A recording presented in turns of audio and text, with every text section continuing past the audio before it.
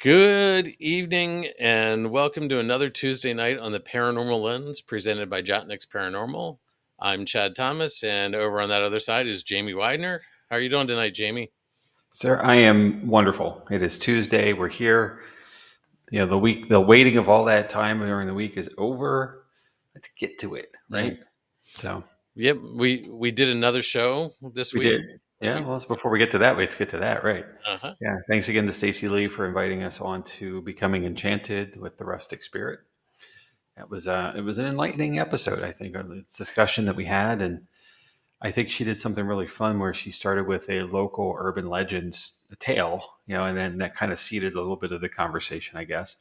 But then it kind of went from there. So Yeah, it was a great conversation. It was fun. She did an investigation with us a couple months ago, and yeah, great person. So thanks again, Stacy.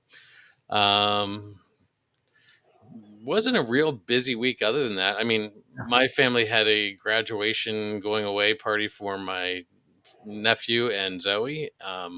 So we all got together at my dad's house. I know that always intrigues you, Jamie. I like to call it a cousin corral when they all get together. Uh-huh. There's like 17 of them, it seems. There's not, but there's so many, and they don't get together often enough, other than birthdays and stuff like that. So Right. it's nice to be off schedule for them. Yep. And Ben came over for it. Yep. Something tugged on the back of my shirt when I was standing in the kitchen talking to my family. Ooh. So there may have been a couple things that they're starting to pick up there again. So, yeah, well, maybe equipment will travel. Yeah, maybe I'm just opening up my mind some more. So who knows? We'll see. But it was a good time, and we had a lot of fun. So. Well, I think the Lynches said this back at the episode. It's like, we can put your dad up somewhere for a couple nights and go investigate. He won't be there. It's okay. We'll see. Anyway, all right. One of these days. So I know. No, there's no rush. It'll be there. The house will be there. It will be. So, and I got together with another friend on Saturday and talked spiritual development and psychic development and a bunch of stuff like that. So that was fun. It was a good hour and a half conversation, and we're going to keep supporting each other through a journey that we're both going on. Fantastic. So that'll be good. Yep. All right. I'm still over here being unsensitive. So right. You heard Stacy last week, though, Jamie. You are more sensitive than you know. All right. Well, I have watched Hallmark movies. I guess that proves it. Wait, that's not the same thing. No. Right. So. Sure. So we'll see. Work in progress, aren't we all? Yep, exactly. We always are learning. So all right. Well, should we go on to a topic for tonight, Jamie? Sure. Yeah, that's probably why we're here, right? So let's do it. So, all right. Well, let's see. We are going to talk tonight about a place called the Saratoga County Homestead. Now, most people probably haven't heard of this place. It's a place that hides in plain sight, tucked in deep in the forest of upstate New York. If you're a fan of the paranormal television, you might have caught a glimpse of it on Travel Channel's Destination Fear, or maybe you've seen it featured on Project Fear over on YouTube. But for many of us, the name means nothing until we hear the stories. It's called the Saratoga County Homestead, though some know it as the Homestead Sanatorium. Located about 15 miles west of Saratoga Springs and roughly 40 miles northwest of Albany, it sits in the quiet town of Middle Grove, New York. But even here, there's a little mystery. Depending on who you talk to, the area might also be described as Barkersville, East Galway, or Providence. It's as if the land itself refuses to be pinned down, existing somewhere between official maps and whispered memory. What is certain is its setting: remote, isolated, and swallowed by dense forest. When it was first built, that seclusion was intentional, perfect for its role as a tuberculosis sanitarium. Far from the bustle in cities, patients were brought here to rest, heal, and at times face their final days. But now, decades later, the same isolation that once promised quiet recovery only deepens the location's mystique. Abandoned and crumbling, it stands like a ghost of its former self, surrounded by shadows and stories. And tonight we're going to walk those halls, at least in our minds, and uncover the dark history and lingering legends of the Saratoga County Homestead. So let's set our course for 7239 Barkersville Road in Middle Grove, New York. The year is 1909, and the United States is in the grip of one of its deadliest public health crises, tuberculosis. Known at the time as consumption, this highly contagious disease was claiming lives at an alarming rate. As we've discussed in other episodes, modern antibiotics didn't exist yet, and the medical consensus that was that the best treatment was a regimen of fresh air, rest, and abundant sunlight. In an effort to combat the spread, the New York State Legislature mandated that every county establish hospitals or sanatoriums dedicated to treating TB patients. Saratoga County's answer to that call was the Homestead Sanatorium. The land chosen for the facility had a history of its own. It was gifted to Horace Carpentier by his father. Horace wasn't just any local landowner. He was a man of many pursuits, a lawyer by training, a fortune seeker during the California gold rush, and, for a brief time, the first mayor of Oakland, California. Later, he became the president of the Overland Telegraph Company, which built the first transcontinental telegraph line in the United States, and his influence stretched far beyond business. He served on the board of trustees at Columbia University and donated over $250,000 to fund Chinese studies there, an extraordinary sum of money for the time. In his later years, Carpentier turned his attention back to this quiet stretch of upstate New York. He personally oversaw the construction of the Homestead Sanatorium, which was completed in 1914. When he passed away in 1918, his will allocated millions of dollars for its continued upkeep, a testament to how important the project was to him. The location was described at the time as a secluded, well-wooded area with sweet and wholesome air. Initially, it was a quaint wooden building that could house just 24 patients. But tuberculosis was relentless, and the demand quickly outgrew the original structure. In 1927, a separate concrete children's hospital was added to the grounds. The children's ward was said to be filled with laughter and contentment, but the men's and women's wards told a different story. The main wooden building had begun to deteriorate, creating an atmosphere far from the idyllic healing environment doctors believed was essential. In 1930, the facility's annual report pleaded with the county for funds to rebuild. Sometime between 1932 and 1936, a new brick structure was erected, the same building that still looms on the property today. It was an impressive upgrade.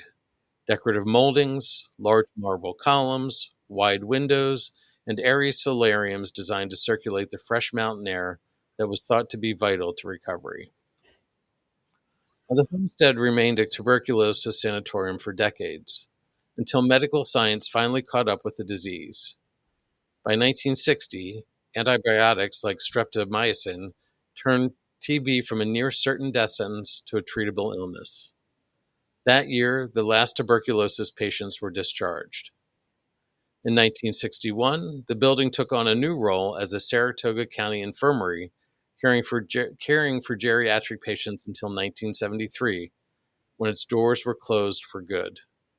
After that, the once bustling medical facility sat silent and abandoned, slowly succumbing to time and nature.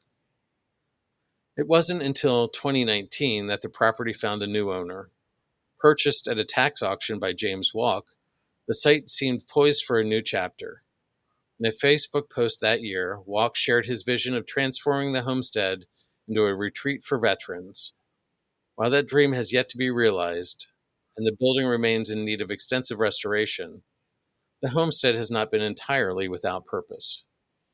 Over the last several years, it has opened periodically for photography tours and paranormal investigations. None are currently listed on the official pages, but one of the most notable recent visits came from Dakota Layden of Project Fear in July of this year. He posted a solo overnight investigation of the homestead to YouTube, one more chapter in the long, eerie history of this forgotten institution. Now, we've talked about the history of the building itself, but history is more than bricks and mortar. It's the people who lived, worked, and in many cases died there. While researching the homestead, I came across a fascinating post on a website called Hub Pages. The author had managed to get their hands on a copy of the 1930 annual report submitted to the Saratoga County.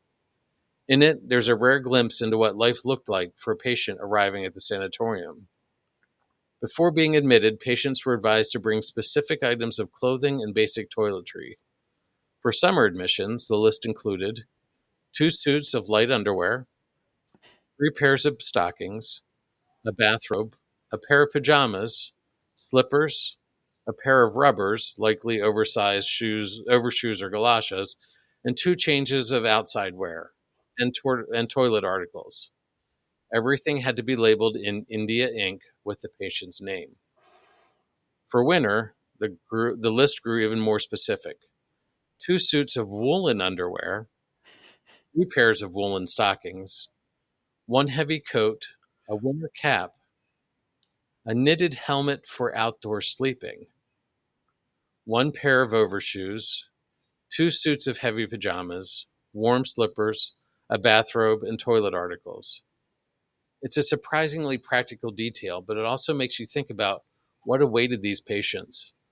Long stretches of time in the cold mountain air, sometimes even sleeping outdoors as part of their treatment. The same report also gave some insights into who these patients were. Most were Catholic, American-born, single, and male. The majority came from the Saratoga area and were described as being in the retrogressive stage of tuberculosis, meaning the disease was in decline and the lesions in their lungs were shrinking.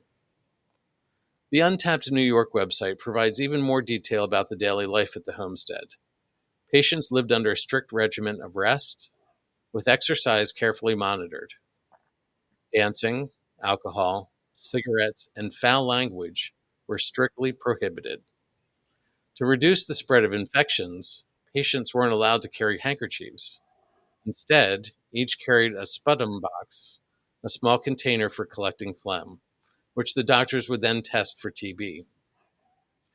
Children received their schooling on site. In warmer months, many attended classes shirtless so the fresh air could better penetrate their lungs. Rest, fresh air, and nutritious meals formed the foundation of treatment. Large chairs were placed outside for patients to bask in the sunlight, sometimes even in the colder months. I'm skeptical of claims that this happened year-round during the brutal New York winters. At its peak, the homestead could accommodate about 100 patients. And unlike many other sanatoriums of the era, I didn't find any strong evidence of chronic overcrowding or severe understaffing. The facility was more than just a hospital. It was a self-sustaining community with its own farm to supply food, a power and steam plant, and a school for the children. Its remote location made these things a necessity. There's also evidence that staff lived on site. A 1932 architectural drawing by the Alliance Insurance Company shows a substantial nurses' home, making that a very likely scenario. But not all stories from the homestead ended with recovery. Over its years of operations, records showed roughly 3,000 deaths. Only about half of these records still exist. The rest have been lost or destroyed. Missing death records always raise questions and often fuel rumors of abuse, neglect, and trauma. Some stories even claim that there is a mass grave that exists somewhere on the property for patients whose families never claimed their remains. Now, there's no documented proof of this. In fact, funeral home records from the area suggest that families did arrange proper services for their loved ones. But in the world of abandoned hospitals and whispered legends, the absence of evidence often does little to quiet a haunting story. That uncertainty, the missing patient records, the rumors of a mass grave, and thousands of deaths begin to blur the line between cold fact and chilling legend. When history falls silent, the shadows are left to speak. That raw, silent weight of the past seems to seep from every cracked wall and shadowed corner of the Saratoga County homestead. It's the kind of atmosphere that doesn't just sit quietly. it clings. And it's precisely that uneasy stillness that has drawn paranormal teams, curious travelers, and thrill seekers to its decaying halls. Like so many abandoned institutions, the homestead carries more than an echo of footsteps. The website of Abandoned New York recounts reports of sudden cold spots drifting like invisible currents through the corridor, phantom coughing reverberating in the empty wings, and shadowy figures slipping from room to room just beyond the range of a flashlight. Some visitors have claimed to be rushed by an unseen force or to feel that primal, unshakable sensation that something is following you. During Destination Fear's investigation, Dakota and his team devoted a large portion of their night to chasing the origin of one of these particular unnerving shadows. Room by room, they searched for an intruder, yet found no one.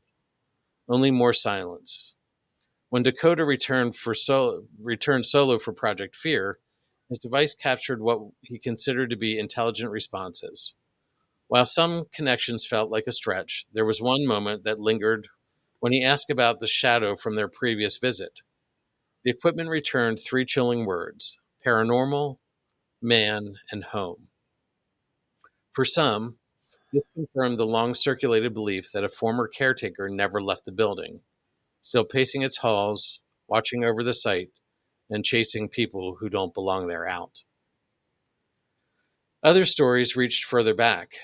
The DUAV site tells of a nurse who may have taken her own life within the homestead's walls, yet remains bound to her post, tending to the spirits of patients who never left. There's no consensus on exactly who or what still walks the halls. These whispers persist. This isn't a place with a Hollywood-level haunting reputation, but its atmosphere does most of the work. Untapped New York likens the homestead to something pulled straight from an Edgar Allan Poe nightmare. A looming structure, its decay not just visible, but tactile, as though the past is physically pressing through the peeling paint. Beds, medical supplies, and personal belongings still linger inside, abandoned in haste when the building closed. These articles give the unsettling impression that life was interrupted mid-breath. But don't mistake its quiet for an open invitation. The Saratoga County Sheriff's Department actively patrols the property, and trespassing can earn you a very different overnight stay than what you're planning. The only safe and legal way to experience the homestead is to watch for official announcements on its Facebook page, where links to sanctioned photo tours, history walks, and occasional paranormal investigations are posted. Every account, every shadow, every unexplained sound builds on the gaps in the homestead's written history. Whether these moments are genuine hauntings or the tricks of an overactive mind in a place steeped in loss, they serve the same purpose: to lead us from the cold facts of its past into the realm where history blurs into legend, where the past doesn't just rest, it lingers. Now that's exactly where we like to be. So let me cite some sources, Jamie, and then we can discuss it a little bit further. First, the Untapped Cities, Abandoned Saratoga Homestead Hospital, Discover Hub pages, Travel, Forgotten History Homestead, Facebook.com, Saratoga Homestead, DEEUAV.com, the Saratoga County Homestead, and TimesUnion.com, news, slideshows, photos from article Once Upon a Refuge. So my thought on this one is it's probably not as haunted as people want you to believe it is. You know, and I'm not saying that I don't want it to be haunted, but it doesn't feel like it's there for me. So it's got some cool history. I'm going to disagree with that. Oh, Yeah, and well, okay. So you gave us a lot of data there, like with numbers and like the deaths and so forth. Like if 3,000 people passed in this facility, I can't imagine there's not some energy that's retained. Um, there were people who were passionate about the care. And I say this every week, but there's passion, there's energy, true. there's activity. So whether it be residual, intelligent, whatnot, but I can't imagine there's not something happening here. Now, the challenge, right? I think the big problem, even to go that far, is that it's not an active location that people can investigate on the regular. Right. So, And we know energy feeds on energy. So yeah, maybe I'm just feeling that because there's not a lot of information. right. And I think It's that that's off there. Yeah. it's like a place gets a bad rap, when it doesn't have activity, because things aren't on demand. Even the places that are open and active for us to Mhm. go to. If somebody has a dull evening, for lack of a better way of saying it, or yeah, I don't want to use the term dead, but Right. Now I know what you yeah, mean. cliche. Mhm. But if something doesn't happen when they're there, they pan the place instead of praise it, Right. right? And people tend to listen to the negative reviews, and this is a statistic that's been in sales and marketing forever. But if you have a negative experience, you're likely to tell 7 people about that experience, where if you have a positive, you're likely to tell 2. So the odds are ever against you, should the place, whatever that is, if Mhm. there's something negative for that, if they did someone wrong, Right. more people are going to hear about it statistically, and 3 times as many, for that matter, Hmm. than if somebody did something right for you. So, you know, and if a place isn't available, and therefore it's not on the map for Right. others to know about, it just sits and goes by. Right. Time passes, and And every day that happens, every year that happens, this place gets older and older and older, and less perhaps stable.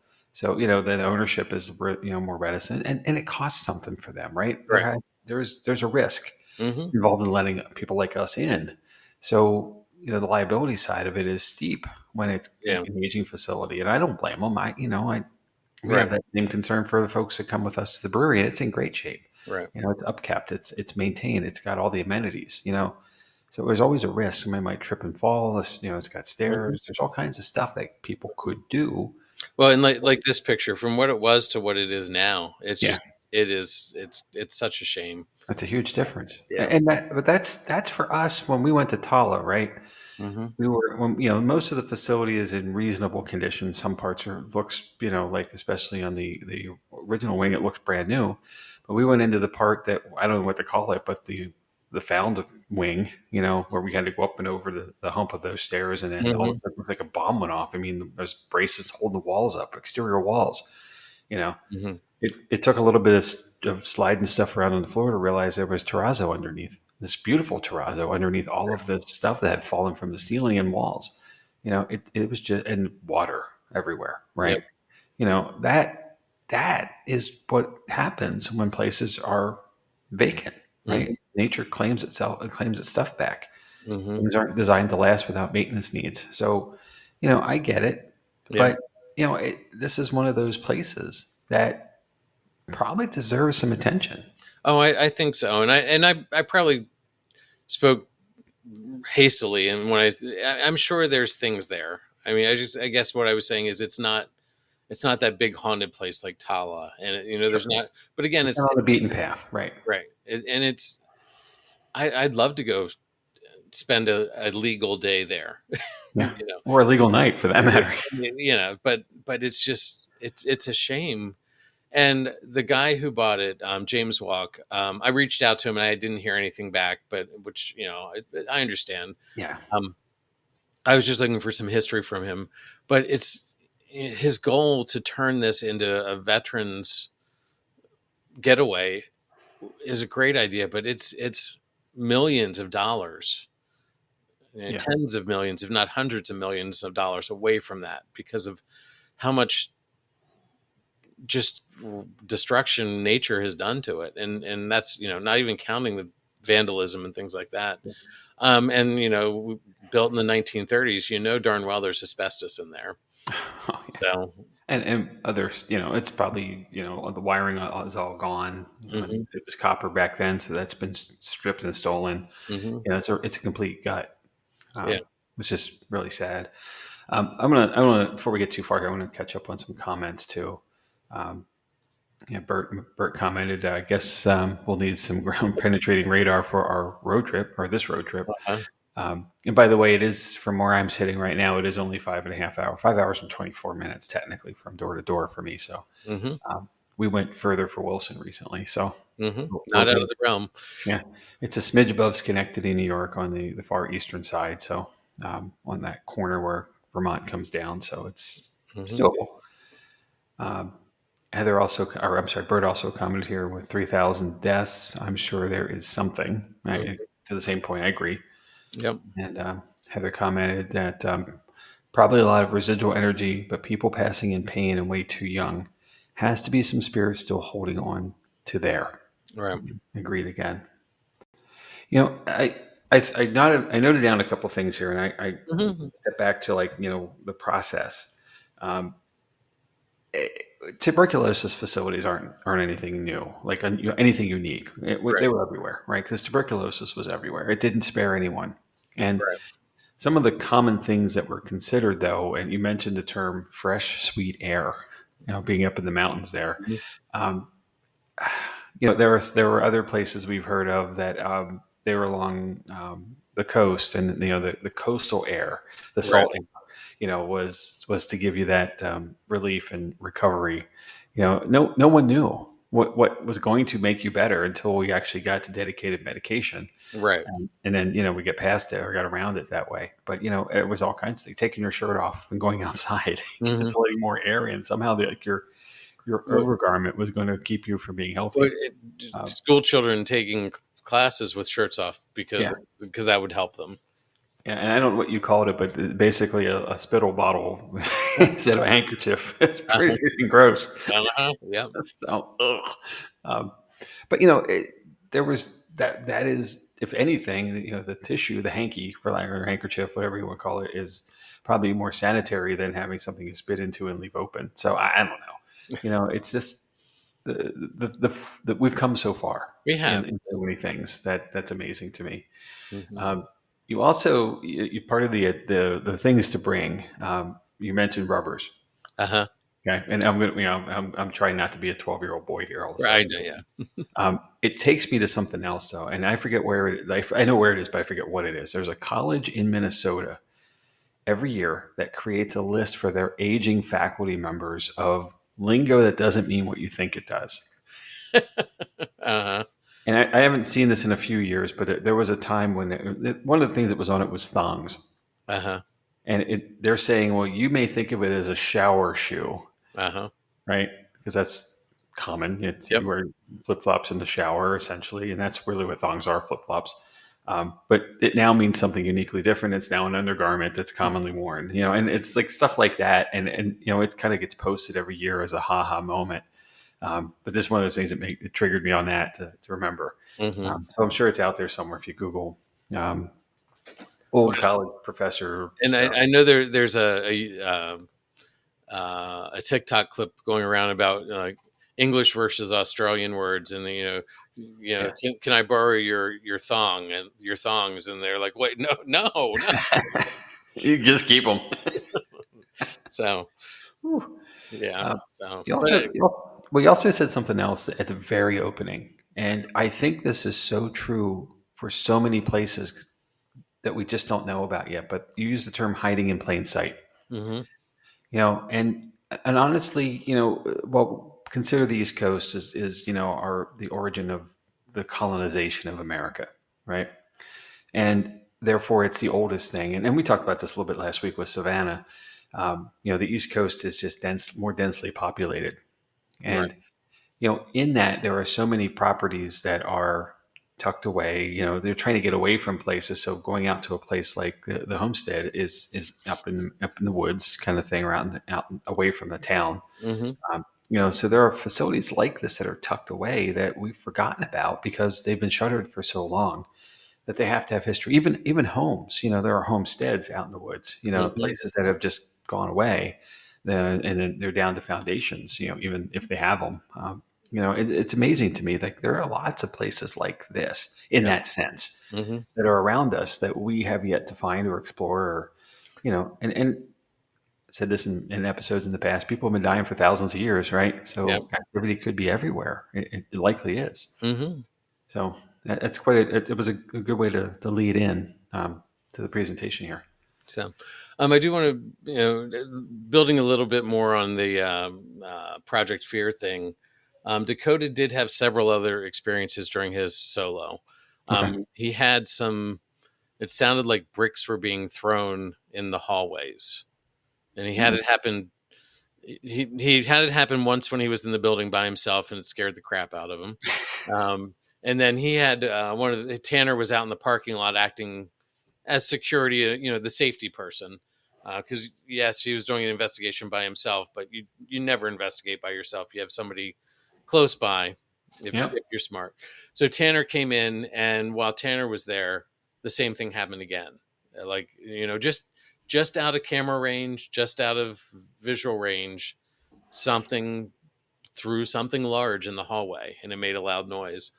And Dakota also saw another full body shadow down the hall, and again went down, and there was nothing there, but plenty of experiences. There's a lot of spirit box activity, and a lot of EVPs have been caught, but they're trying to go through all the YouTube videos to try to catch. It would take forever. Right. But there's definitely things out there saying there's a lot of EVPs happening there. So, Well, I want to say something here, and we have talked about how we got involved in the paranormal, right? mm-hmm. And we both have a home that we grew up in that was active in some way, and that was that piqued curiosity. But I remember, if it comes to a show or a program, and Project Fear is that to me. Mm-hmm. I remember, I don't know how many years ago, it's been forever ago, it feels, when Ghost Adventures, those guys were new, and it was the original group, with Nick, Zach, and Aaron. Mm-hmm. They were guerrilla going out to places, and Right. the town that they were in, and it's a very small town, the very first thing they did publicly, like they presented, isn't a show. It's more like a short film, sort of. It's a little bit longer, it would be an episode, but it's a fairly long one. They go to a cemetery in this town, and I believe it's the Goldfinch Hotel they go to, and they get locked in, as they used to get locked in every time, and someone on the outside shut the door and secured it so they couldn't just walk out. And hours go by. They're going through this dilapidated, closed down hotel, and they finally get down, I believe, to the basement. And on camera, a brick just goes from left to right across the screen, and a board falls down. Mm-hmm. And they did exactly what I would do. They freaked out and they ran, right? And because you're in a basement of a building, and you can't get there's no power, there's no resources, so they boogied, they hit Mm-hmm. it. And if I'm not mistaken, they had to climb out a window to get out of the building. Okay. They couldn't get out the door because they were locked in, literally, which is a detriment to that process, especially Mm-hmm. if there's not someone waiting for you outside to let you out, right? Someone comes back at daylight kind of thing. And that, I can't forget that. It's something that could happen in an investigation. And this to the point of investigating alone, if someone were there by themselves and that happened and one of those things hit you, and you become debilitated in some way. Mm-hmm. Debilitated? That doesn't sound like the right word. But something happens to you and you can't get out physically, Mm-hmm. bad things can come down to you, like Yeah. you could be bleeding and I mean, even if all kinds of risks. if you sprain an ankle and you're on a third floor and you have to get down, and Hope there's a banister. well, a lot of the stairwells aren't even that, like, it's piles of rubble. Oh, I know. Right. Just in the dark. Yeah, it's a bad idea to investigate alone. So I appreciate the Dakota's courage there, Mhm. but I slightly question his decision making process. Well, it's part of the series. They each one of the I get it. each one of the I know teams what it is, right? so And uh, that's cool. but again, they have a walkie-talkie to reach the person. They're always there with somebody else on property. They have a walkie-talkie, and they do check in. Good. So, I'm not panning here at all. no, No. That's their business, how they run their operation and their investigation. So if they want to be crazy, they can be, right? yeah, right. And we all can be. I mean, that's this feels like a good time to bring up David Dermidi, right? our guerrilla investigator. Uh-huh. He's got tales on tales of places he's been he shouldn't have been. So, and how he got into some places, and also I understand And almost didn't get out of some places. right, So. or barely got out without getting caught Well, by somebody. and like I said, this place is patrolled. The owner has, and on their Yeah. Facebook page, they have pictures of the sheriff sitting there with, Somebody getting busted. yes, he's getting busted. Hey, Well, This is hey, what, this is what I said to Stacy last week. She was talking about going up to the place up along the river, and mhm, someone from the game commission or whatever showed up, and I said, right, you always want to drive yourself home and not have someone drive you home, exactly. So, right? hey, So, hey, Kyle, thanks for joining us tonight. hey, Kyle. So, Yeah, but it's pretty cool, mm, like in the sense of that kind of activity, because that there, shows you there is something more going on, even though there's not been a lot of investigation there, uh-huh, and that leaves open a lot of opportunity, right? right, Because and like we have the privilege, and I say this all the time, we definitely have a privilege to get to go back to the same place on a regular hmm, basis at Booby's Brewery, and we've had the ability therefore to use the same equipment over and over again. It's to some degree there's probably some loss in that because it's kind of like boring maybe, right, but we're not teaching the spirits how to utilize the equipment we're bringing. I think that might be some of the case there right, at this place, and maybe the energy needed to move things, is their way of communicating because they don't have a better means to. right. And that's pretty cool too. Like to think that there's that much something happening. Hmm. It certainly warrants it. So when can we go? Well, there's nothing listed, but I'm going to That's keep my great. eyes. I'm going to keep my eyes out because it's definitely. I think it's on my, not that like, we don't have a bucket list, but it's on my list of places to try to get to. So, All right. Well, look, we have an inn. So, Bert, I know some cops in the area, but I don't know what department this place is. We can find that out. That's well, I that's mean, it's, cool. I know it's the sheriffs or Saratoga County sheriffs are the ones Okay. because it's outside of township limits. Well, So, it is in the name too, Saratoga County Homestead. So yeah, maybe that's cool. but yeah, well, Well, I want to step back to something else. You mentioned the overcrowding, the lack of hmm, overcrowding as there appeared to be in other facilities around. And I think, at least I'm going to posit this theory here, that it seems to me this was all private funding, if I heard that correctly, in the it, endowment of millions of dollars to maintain care and, use of facility. it started out that way. Over time that money did get used up. Okay. The county was funding it. They talked about, salaries was the biggest expense, Sure. uh, Always is. and then it broke it down from there. But yeah, a lot of it was, having millions of dollars donated at the beginning of a project like this. But It's pretty but sweet. but when you build a whole new facility, basically you tear down a wooden structure and build a brick, that's going to suck up Oh, it's huge. resources. So, Yeah. but yes, like overcrowding. So I'm reading Bert's comment. um, I don't know if I can put that up. Overcrowding, like it's cool that this wasn't overcrowded because Yeah, I agree. it almost seemed like a resort. Well, And that's the way Tala started.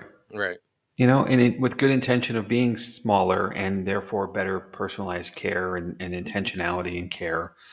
And then, nowhere else to go kind of kicked in. right, And, this is a facility therefore. And budgets started to get tighter and resources got slimmer and therefore more heads, like it's a bed count situation or right, head count, right, so you get more. And I've worked in homeless services for a long time. And a lot of times shelters get resources based on the bed stays they have. So a person being in the facility, and they won't get it if they don't come. right, So, it's a challenge. Then there's a tipping point of just enough to not overcrowd, because you feel it's kind of like in housing, there's the standard code enforcement is 2 persons per bedroom.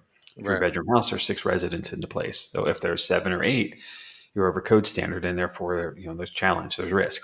And especially when there's a fire, at 3 in the morning, and the fire department pulls up the records for the facility and expect to see 6 people coming out, and then there's more. right, They don't know to go get more if right. there are there. So it Well, and the and whole other bigger conversation for another time perhaps. But yeah, that's where the tipping point becomes like, okay, we're now losing, so now we have to gain.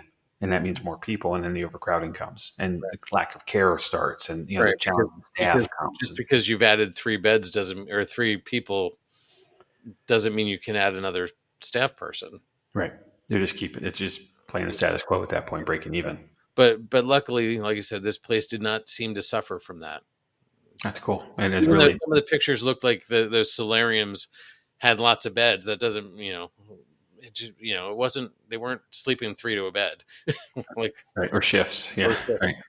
So, it's cool. I mean, it's an interesting facility. I found some pictures that said, children they hosted summer camps for children. So, which is sort of cool. Yeah, This is reasonably far away from New York City, right? It's kind of like we are. And we have so many people come into Lancaster County here in Pennsylvania from New York that haven't seen cows before. Mm-hmm. Right. So, getting up to Saratoga is not that far from the city.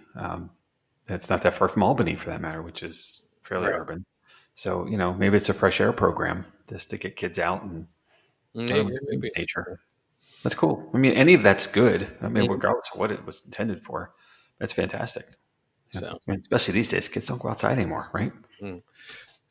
Speaking of going outside, tonight, if you get the chance to go outside, I mean, I don't know who's going to catch this tonight, but Perseid meteor showers tonight, up to 100 meters per hour in the skies over our heads. So go outside and look up. Never hurts to go out and look up once in a while. You're right. So very cool. So, all right. So I got no more questions or comments. So I thank you. This was rather interesting, and I think it's an opportunity, either for us or someone along the way, whoever might be closer or has better connections to either the ownership or the locals to get in. But if anybody's been there, let us know. I'm very curious about this. I'd love the opportunity to converse about it more and explore it eventually. Yeah. And even, I'd love to go do a photography day up there. Just that seems like it could be an amazing experience. Absolutely. And just because it's daytime doesn't mean stuff's not happening. So exactly. We've learned that many times. So, all right. So, we want to talk about what's coming up in the next couple of weeks? Yeah, sure. Of course. All right. All right. Well, next week I am going to talk about the ancient Ram Inn in the UK. Chad, I'm not going to say a whole lot about it, but just keep in mind this building is at least 800 years old. What? 800 years old. We're going to hit a 250-year anniversary for the United States or for America next year. So gosh, 3 times older than us as a country. That's just one building. Welcome to Europe, right? Mm-hmm. Wow. So tons of activity, stuff through the years. I'm going to do my best to represent most of it. There's a lot. So I think you're going to fit it all in an hour? I'm going to try. We'll try. Or less. So, but yeah, it's shaping up to be fun. So cool. Hang in there, and our friends from the UK can chip in and give us some comment there too. So okay. This is going to be an international episode. Behind that, Chad's going to tackle. I keep saying tackle. I'm going to try to find better words than that. Chad's going to explore the hauntings and history of Ford's Theater, known as the site for the assassination of President Lincoln, but many other things going on there. September 2nd does bring a special guest, Dr. Jeffrey Tolbert and his research assistant, Sean Dixon from Penn State University are going to come. And Dr. Tolbert is a professor of American Studies and Folklore. And we've heard us talk about him before, but he's been doing research for a project of his in partnership with our team at Booby's Brewery. So we are really looking forward to this opportunity to speak with him because we get a little bit of time at a time when he comes and is available to join us, our investigations, talk with our guests and talk with our team. So this will be a deeper dive to all of that, and I think it's going to be a fun conversation. And then the week after, we're going to also go international to the Paris catacombs. Underneath the city of lights is some darkness. So we'll explore that. You're doing a European tour, huh? We're on the European tour. Might as well. We're going to take the channel over and keep going maybe after that. The week after the 16th of September, I'm likely not going to make that episode. Some things might have changed on my schedule, but I'm still traveling that day to for a work event. So we have a special guest in Todd and Carmela Cocatalo, Dos Cocos, from 222 Paranormal Investigation and Research, friends of ours out in the New Jersey area who are dynamic investigators and just pretty cool people. So I'm really looking forward to that episode. If I can't make it to catch up to it, but they're going to be fun. And then speaking of going international, Chad's taking us to China. And we have another extension of tariffs. So this is a tariff-free episode. Talk about the ghosts of China's Forbidden City. And then behind that, we're coming back to the U.S. finally for an episode I'm going to do on the mysteries of Mount Shasta out on the West Coast. So some interesting things have been happening there for quite a while. So I'm curious to take a look at it. We'll go from there. And more to come after, of course. We're full in spooky season by that point. So exactly, more fun. And then for us, we have an investigation this week at Booby's Brewery in Mountjoy, PA. If anybody's in the South Central Pennsylvania area want to come and do a public investigation with us, there are 6 tickets left. So they're going to go quickly the rest of the week. Don't wait if you're interested. It is a fully immersive investigation. You can use our equipment. We teach you how to do it. If you don't know, if you do, bring your own gear. But Booby's Brewery is on the National Historic Register. It is an ages-old place with, we believe, some really interesting activity happening as we get to go there regularly. So we're happy to have you if you're willing to come out and join us. And there are some accommodations there on site too. So, if you're traveling from away, not too late to make a quick weekend trip plan. We got you covered. And then spooky season's fully in swing with September 27th, October 11th, October 18th. And I'll wrap November 6th into that with the end of spooky season officially, and then December. I'm sorry, is that the 8th? That's such a small font, Chad. We got to December 6th. December 6th. Yeah. The September one is the 8th. I'm Yeah. leaning to see and I can't see it. So, oh man, I need new glasses. But wrapping up the year in December there, and we'll see what happens with next year's dates. That we're still too far out to plan those, but more to come on that. But Mount Joy is more fun when you stay over. So. Welcome to join us, and accommodations are available nearby and on site. So let us know. And then let's see what else we got going on. More quick. All kinds of ways to find us. You're joining us here in this very live episode on either our YouTube or Facebook channels. But we'll be on all the streaming services tomorrow. And if you find us there, give us a like. You'll get a notification. We're here Tuesday nights, 9 p.m. Eastern. Every week, but when there's 113 or so episodes in backlog now, right, Chad? Like yeah, I lost count, like 80. So, but there's a lot. And this is 114. So I was right. Holy cow! Wow, it felt right. All right, so there's a lot back there to catch up on if you're new to us, and we encourage you to drop us a line, give us a comment of some kind, throw some stars up there, give us a rating. Whether you like it or not, let us know that. Either way, we're always open to feedback, and especially too if you're interested in a topic that we haven't covered yet. You see what we got coming up over the next couple of weeks. You've seen by the backlog what we've done, but we're always open for another topic of choice. We do listener submissions all the time. We'll fit it in. We self-produce. We can move our schedule around. A little time to perhaps investigate it ourselves just to make sure we know what we're talking about. And certainly we're always willing to bring people on the episode. So, talk about the thing, and it could be personal experience for you. We'd be willing to do that, of course, too. So, we actually, those one-on-one discussions sometimes are the best episodes because you get the real gritty. Yeah. So. It's not always a Hollywood production, right. Sometimes it's a little murky and spooky, and we love that, right? That's why we're here. No, and Bert says 5 stars. Thank you. The check's in the mail, sir. So I think that kind of covers everything. We're rolling into spooky season really quickly now, Chad. So we are. Yeah. It's about time, right? Mm-hmm. I'm so looking forward to this weekend and getting finally back out to investigate. It feels like it's a little been a minute since we've been at the brewery. I think we've probably been about 60 days since we were there. So actually, it hasn't been that long. It hasn't? Oh my gosh! We were just there last month. Was it? No way! I was there even, so I guess you were. It's terrible. Too many other things happening. We got to slow down a little bit. Yeah, life is busy right now, but that's okay. So. Yeah. Well, I apologize. Gosh, I'm going to hear it from the spirits. Yeah, Aloise is not going to. Yeah, well. Hopefully, we'll be okay. Yeah. Oh gosh. Well, I will look forward to seeing you Saturday. Mm-hmm. I will look forward to seeing everybody else next week when we get to the Ancient Ram Inn. And as always, thank you for joining us, and we really appreciate every one of you. Thank you. Yep. So remember, stay alert, stay respectful, and stay curious, because sometimes the forgotten places are the ones that remember you the most. Good Ha. night.